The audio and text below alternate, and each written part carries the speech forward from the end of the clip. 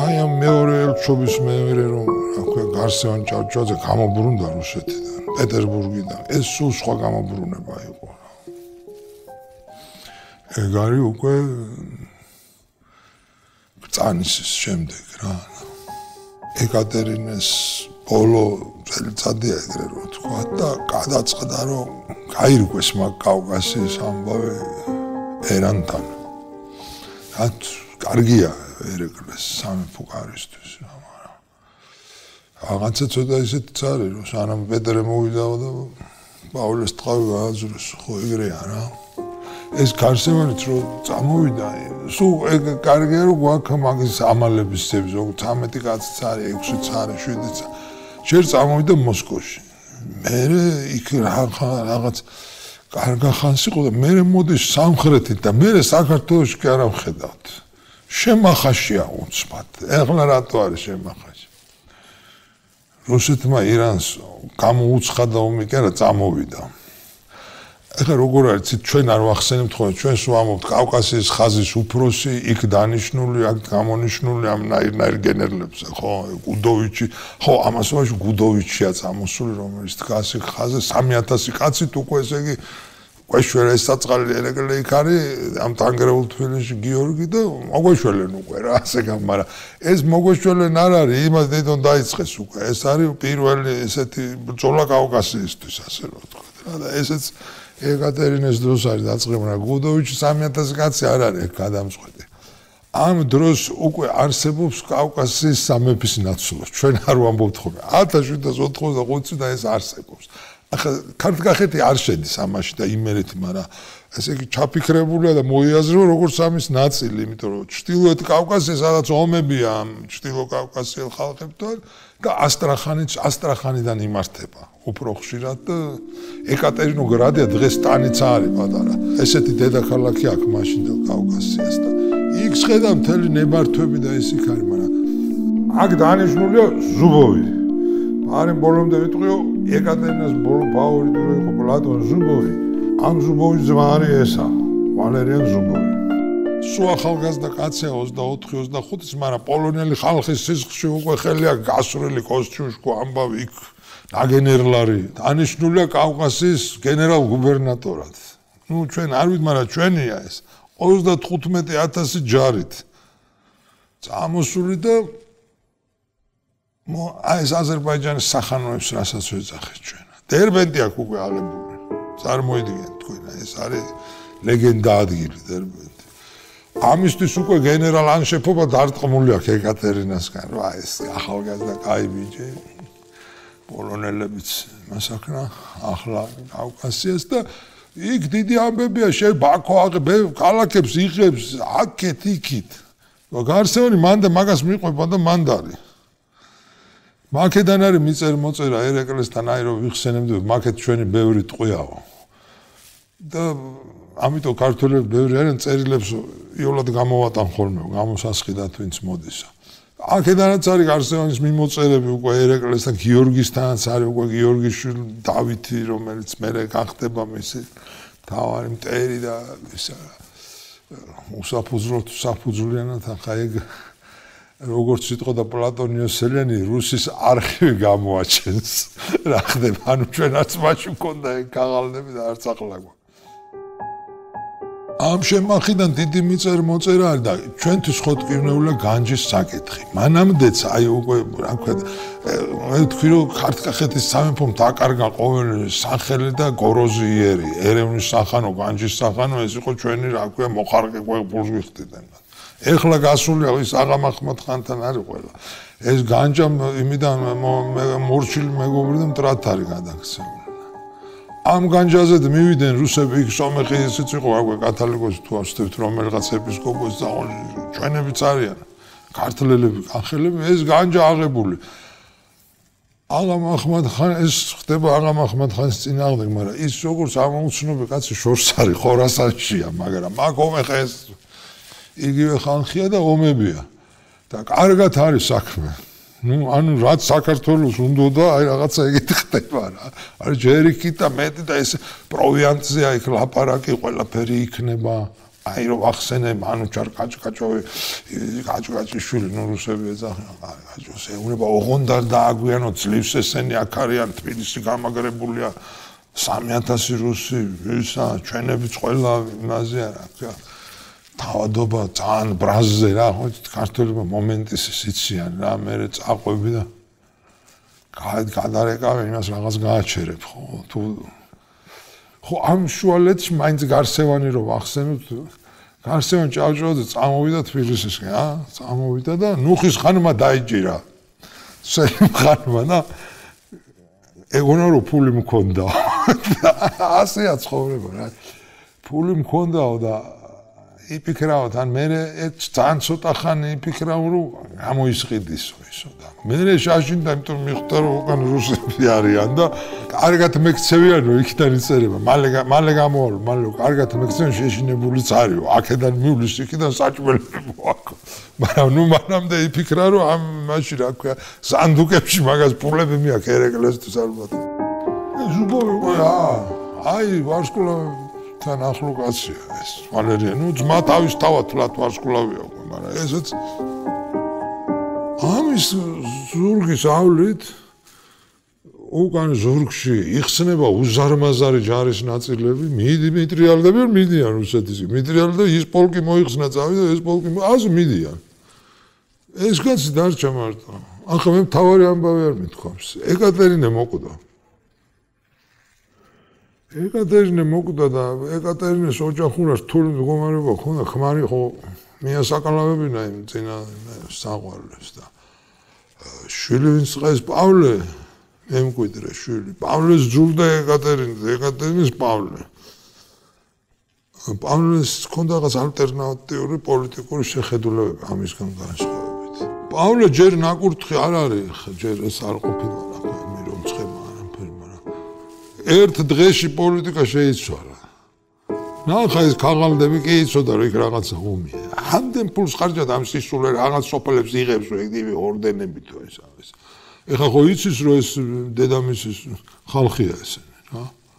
ამიტომ დაიწყო ბრძანებების გაცემა ამის ზურგის ავლით რა. და ერთ დღესაც განჯათს მოიხსნა და თავის ზუბოვიანი წავიდა. აღარავინ არ არის. პავლე ცნობილია იმით, რომ ვისაც ეკატერინე ეომებოდა იმათ შვიდობა შესთავაზა და ვისთანაც მეგობრულად იყო ესა და ასე მოხდა ეს კავკასიის ამბავის დიდად არ იცის და თბილისში ჯერ კიდე იდგა მე მგონი ამ 3000-მდე კაც ვერ დავდებ თავს რუსები ანუ ისინი რომ მოიხსნა ეს დარჩა მაგრამ წერილია რომ აქ არის პანიკა ის წამოსულია უკვე იმან გაიგო ხორასანში და თეირანს უკვე მოსულია და ხალხი ერევანში ხანი გამოცვალა თავისი ძმა დანიშნა ისა ერთ ინგლისელს უწერია მაგ აღა მაჰმად-ხანი ხუცან სასტიკი კაცი იყო მეგეთი უშიშარი კაცი არ მინახავს საერთოდ ბრძოლა არ წაუგია ომი კი არა ბრძოლაც არ წაუგია ცხოვრებაში თავი წააგო უბრალოდ ესეც რაღაც რელიგიურის გაითვალისწინა და იმიტომ აქ არის უკვე და აი რომ ვამბობდი იშვიათ ფირმა მაშინდელია ეს ფირმანები რომ წერს ერეკლეს რა აკეთებს ვისთან დადიხარ ერთად დავაქცევ თქვენ სისხლს და ეს არის გარსევან ჭავჭავაძის მესამე ელჩობა რომ ბიჭო წადით ჩქარა იმ ახალთან წადით და რწმუნებები რა ხელახლა რომ დაამტკიცო და ახალი მოთხოვნები ახალი მოთხოვნა ნომერ პირველი თხოვნა რომ თბილისში მაინც დატოვეთ ჯარით ეს დატოვეს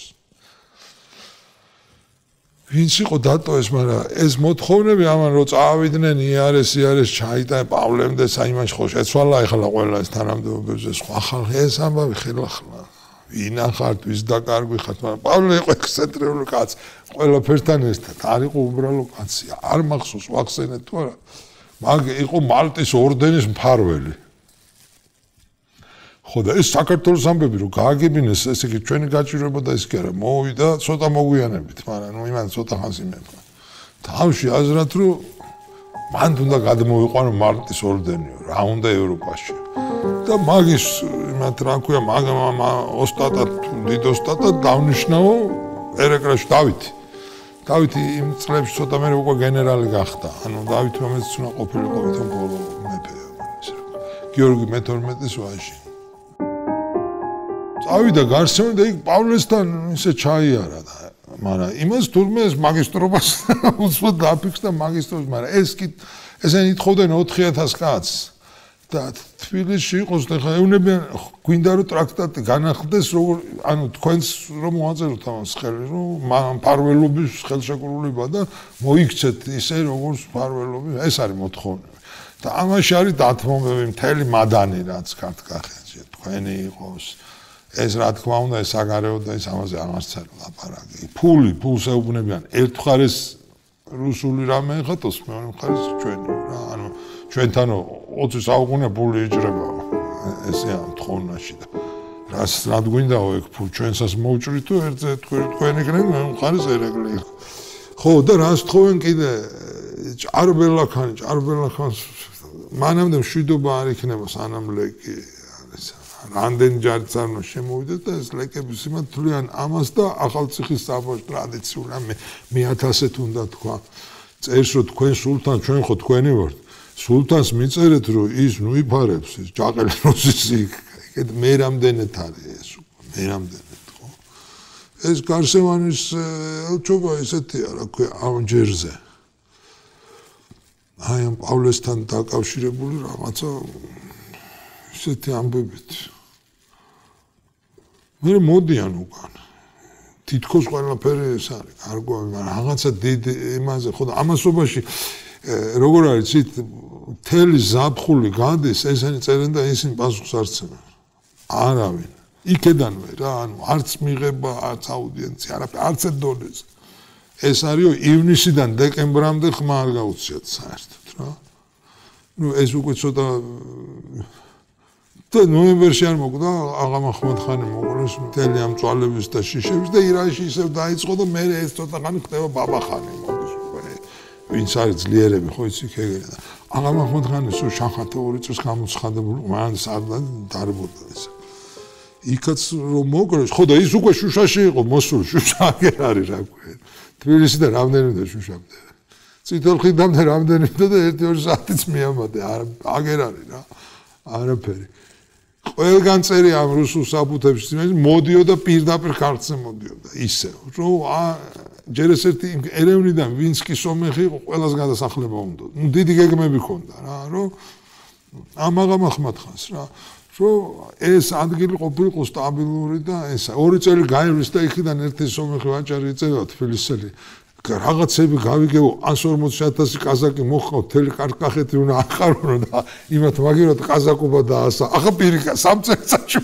პირიქი ჯერ იმან უნდა გადაგვასახლოს მე ამან უნდა გადმოგვასახლოს აქვე ეს ვაჭრები ხო დადიოდნენ აი ერეკლესაც ერთი წრაწერილები უტანები გიქორა ქეთხუდაშვილი იყო თბილისელი ქეთხუდა ხო მომხელია თბილისში რაც გიქორა საიდუმლო ქაღალდები უტარებია კაი შემძლეკეთ ბევრი იყო ვაჭრები და იმათი ვალებით ცხოვრობდნენ ესენი რა იმათ აწყობდათ ეს რუსეთი ასტრახანზე უამრავი წელი ასტრახანში რკინის ნებართვა რკინა გვაყიდინეთ ერეკლებს ჯერ კიდე მანამდე 70-იან წლებში რკინა გვჭირდება მეომარი ხალხი ვართ ეს რუსები ყიდიან ბევრი ისეთი ამაზე ეს ვაჭრები დადიოდნენ ამა ეს ხორ წავიდოდა ახლა გულბაჰ ჭავჭავად მაშინ კი არ იყო დაბადებული ჯერ ნუ ყოველ შემთხვევაში აი სხვათა შორის წინანდლელია გულბაჰ ჭავჭავაძე რა ხან გადაყდა მარტო გარსევანიშ თუ არ არის სხვებიც იყვნენ აქ ჭავჭავაძეები ბევრი ნამა სასაფლაო ჰქონდათ აქ თავის კომუნისტად განძარცვეს დაანგრიეს მე გულბაჰ ჭავჭავაძე იყო დიდი მსმელი აქაურია ესა მაგან ალექსანდრე მეორე ჯერ პრინცი იყო აქ იყო ჩამოსული გადარია აი ვოი დამადობა ამბავი და ის მეფე რო გახდა დაპატიჟა ეს იშვიათი ამბავია და იქ იყო გულბაჰი წასული საერთოდ მე მგონი ერთადერთი სამოქალაქო კაცი იყო თავის შტოში და გვარში და ესა და ჭავჭავაძეების ეს სამხედრო 2 ძმა გენერალი ყავდა 2 შვილი და 3 შვილიშვილი და ძმისშვილი ნუ 7-ი თუ 8-ი ყველა გენერლები იყვნენ იმ წინანდელ ჭავჭავაძე ყველას უყვარდა ესეთი კაცი იყო თვით ხელმწიფე იმპერატორი ის კაცი კიდე დამანახეთ იცახდა ის კაცი მანახეთ მაგრამ ნუ ეგეთი ლაღი საქართველოს აი იმ დროს ჩვენ მაშინ დაიბადა გულბაჰი ზუსტად ეს ამბები რო ხდება მოკლედ გადაუხვიეთ, მაგრამ აი წინანდალში ვარ და გვერდით აწინანდრელების ამბავიც ხო უნდა თქვა, კი, ეს გარსევანის არის, მაგრამ აქ იყვნენ აზნაურობა დაუმტკიცეთო, ეხლა. მოკლედ ესეთი ამბავია და ესენი არ პასუხობდნენ. მე უკვე რა ქვია, ეთყობა ეს აღამახმად ხანის სიკვდილი რო გაიგეს თუ რაღაცა ცოტა იმაზე მოვიდნენ უფრო თორე ასეთი მომლოდინა ის ქონდა ამ პავლები ეს საერთოდ რა თქვინა ვინ არის ყველგან ვეტენებოდი პრუსია როგორ არის შენი ამხანაგი არა ნუ მთელი უბედურები აქ ესეთ და ამ ამბავში ერეკლესი რა იყო მაინც სხვანაირო ეკატერინემაც გადაუსწრო სიკვდილში და მანაც რა ქვია აღამახმად ხანმაც მაგრამ მალევე მოკვდა ეს უკვე ამ დეკემბერში რომ მოუწერა ამან ხელი რომ ეს ტრაქტატი განახლდეს ამას ვიზამ იმას ვიზამ ერეკლე მოკვდა იანვარში ეხლა ყველაფერი ხელახლაა გასაგებია. ასია წესი, ახალი მეფე, ახალი, ნუ ეს გარკვეულია რომ გიორგი იქნება. ეხლა ამას უნდა გამოგზავნოს სამეფო ნიშნები, როგორც ერეკლეს გამოუგზავნეს 93-ზე. ეს არის თვეები. აი იქ ბოლოს აი ეს დუმილი რო იყო ერეკლეს სიკვდილამდე. ამათი წერილებია რომ მაგათო გადაეციო შენ რომ ჩვენ რომ მეტი დრო აღარა გვაქვს, უკვე ამდენი წელია ვითმენთო და გადავხედავთო ჩვენ რომ თქვენთან ავარდო თუ სხვაგან ავარდო. აი ეს. იმერ მაინც ეს იყო რა ქვია თუ მილეს პავლეს ექსცენტრიულობა თუ არ ვიცი რაღაც ესეთი ის მაგრამ რომ მოიცალეს და დაამტკიცეს ერეკლე მოკვდა. ეხლა იმას უნდა დაამტკიცო ხელახლა ეს ხელახლა გაგზავნე ქაღალდები ეს ელჩებიც ხელახლა უნდა დაამტკიცდეს. ყველაფერი ხელახლა უნდა დაამტკიცდეს. აქედან ძალიან აჩქარებენ ამას რომ დროზე გამოგზავნოს ნიშნებიო თორე გიორგი მეფე არ დაელოდება მაინც მირონს ავცხებთო მაგის დრო არ არის ახლა ხო რომ მაგათ 6 თვე და იქ ძალიან ცერემონიალურია რუსეთში ეს ყველაფერი მაგრამ იქ უკვე გადაწყვეტილებები მზადდება ამასოებს მზადდება და დამოკიდებულობაც იქცა რუსებს არ აყავდათ აქ მინისტრი ასრულებდნენ სულ მოვალეობას სხვა როგორც გარსევან ჯორჯო ხანის აი ტამარა რომ ამბობდი ეს ტიპები სულ იყვნენ მაგრამ ეხა გამოუშვეს კავალენსკი და სამოქალაქო საქმეში არის ეს კავალენსკი და სამხედროს არის ლაზარევი. კავკასიის გუბერნატორი ზევიზუბოვი იყო სიკვდილამდე. მაგრამ რუსე არ ჩამოდიოდა იქიდან უკვე ჩრდილო ანუ რეალურად მოშორებული აქ წინ მოდის მე კნორინგი რომელიც ასტრახანის გუბერნატორია და ისიც ჩამოდის ამ ხაზზე და აი ამ 3-4 კაცის ის არის უკვე რაც აქედან მიდის და ეს არის საინტერესო და ბევრი ცვლილებები მაგრამ ეს ახალი ხალხი უკვე პოლიტიკას ეს ხალხი წარმართავს ახ რო შეხედო რუსეთის პოლიტიკას ატარებენ ეს ლაზარევი უფრო წესიერი კაცი ცოტა ახირებული ლაპარაკობს მაგრამ იმ კოვალენსკისთან შედარებით რა უჭირდა. ეს კოვალენსკი რო აქ არის, არსევანიც აქ არის. ერთი მანდა საინტერესო ისევ წერილი მოდის აღალარ ყაზახის აღალარებისგან რომ აღამახმად ხარისძოს რომ ხიდი დაინგრაო და ეგ ხიდი თუ არ ავაშენეთ არ ვარ გიორთან ჩამოდიო. იქ წერენ გარსევანს. ასე ნუ მოურავია რა გუბერნატორი. იქ ავეშდა იმ ხავს უყვარს ისა პატევის ცემა. ესე აქვე უშენოთ აბა ეს ხიდი არ მახსოვს რა ქვია იმ ხიდს როგორ აღვადგინოთ ანუ სულ არის მიზეზი წამოსვლის ეს 15 წლის მანძილზე რომ აღალარებს დაჭირდი რა ქვია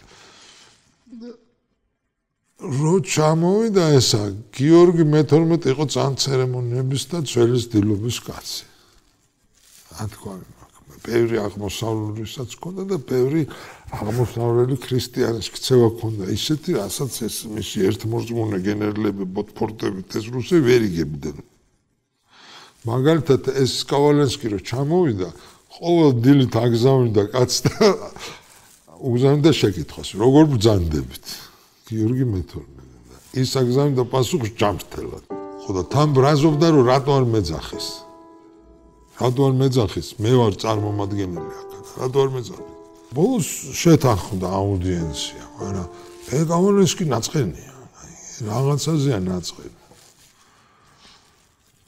მიუყვანეს გიორგის და გიორგიში და სავარძელში.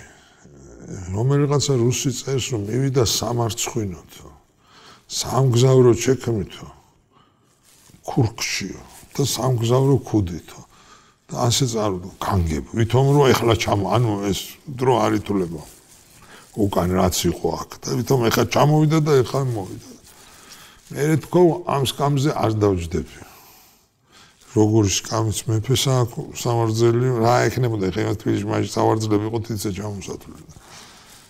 უბრალოდ გიორგი ვერ ჯდებოდა ფეხმორთქმით და ეს ავათაც იყო და კი ამა ისეთი არაფერი ისეთი უბრალოდ ავათ იყო ეს მოცელი ჰქონდა. მოუძებნეს ეგეთი სამარძელი და თვითონ დაიდგა გვერდზეო და ისეო რომ ეგ სამარცხვინო კაცი ფეხებითო თავისი ტორტულიანი ბატინკები კი არა და ჩექმებით ეხებოდა მეფეს ფეხებზეო. ხო და უთხრაო რომ მე ვარ აქ ჩემი მეფის სახეო, ჩემი იმპერატორის სახეო და ესე იგი მეც ვარ იმპერატორიო და ამიტომ ჩვენ თანაბრად უნდა ვიყოთ ყველაფერში. ამ რაღაცა აზრების კაცი იყო და იქ რაღაცა ნუ გაცვლა და ეს გიორგი ძალიან ბევრ შუთ მენდა უზდელობას ამასო. იმიტომ რომ გიორგის ქონა ერთი რაღაცა მიზანი და თვლიდა რომ იმისთვის უნდა გააკეთოს ყველაფერი და მოითმინოს. იყო ეს ჯანსაღი მიზანი, არ იყო ეგ მეორე საკითხი, მაგრამ ეს შეხვედრა რომ დამთავრდა, ალექსანდრე ჭავჭავაძემ გამოიყვანა გარსევან ჭავჭავაძემ კავალენსკი და 1-2 მაგარი შეუკურთხა. და იმ დღიდან ძულდათ ერთმანეთი საშინელი ზიზღით. ესე დაიწყო კიდე ერთი ამბავი რა გითხო. ესა